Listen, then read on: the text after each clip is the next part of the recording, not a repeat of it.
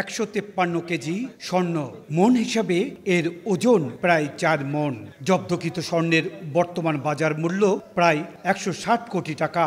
সবশেষ গত বুধবার সকালে 17 কোটি টাকা মূল্যের 16 কেজি ওজনের স্বর্ণের চালান জব্দ করা হয়।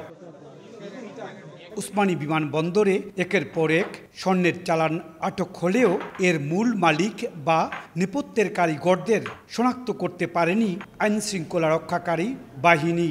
মূল হোতারা সব সময়ই রয়ে গেছে ধরাছোঁয়ার বাইরে। এছাড়া স্বর্ণ চোরাকারবারিদের নানা কৌশলে ধরাশায়ী হন কাস্টমস কর্তৃপক্ষ। ইনিশিয়াল স্ক্যানিং এর মাধ্যমে এটা একদম ক্লিয়ারলি দেখা যায়নি। তারপরে এনএসআইয়ের কাছে যেহেতু কংক্রিট ইনফরমেশন ছিল, ফার্দার স্ক্যানিং এবং চেকিংয়ের মাধ্যমে এনএসআই এটা ডিটেক্ট করতে সমর্থ হয়। নানা ধরনের মেশিনের ভেতরে কৌশলে স্বর্ণ নিয়ে আসেন। কাস্টমসের চোখ ফাঁকি দিয়ে গ্রিন চ্যানেল দিয়ে কৌশলে বের হলেও মাঝে মধ্যে অন্য সংস্থার হাতে ধরা পড়ে চোরাচালানের স্বর্ণ। প্রাথমিক সিদ্ধান্তে ধরা না পড়লেও এনএসআই কর্তৃপক্ষ এবং অন্যান্য যারা ছিলেন শুল্ক গোয়েন্দা সহ তাদের সন্দেহ থেকেই যায় এবং তারা সেই ক্ষেত্রে সিভিল এভিয়েশনের নিরাপত্তা ইউনিটের সহায়তা নেন।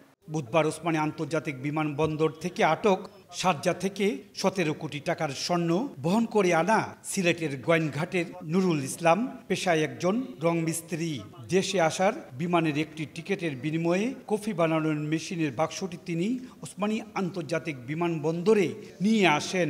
আর এয়ারপোর্টের বাইরে থেকে একজন বাক্সটি গ্রহণ করার কথা ছিল, তবে হাতে নাতে আটক হন তিনি। আর এভাবেই মূল হোতারা থেকে যাচ্ছে ধরাছোঁয়ার বাইরে। ইকরামুল কবির, সময় সংবাদ, সিলেট।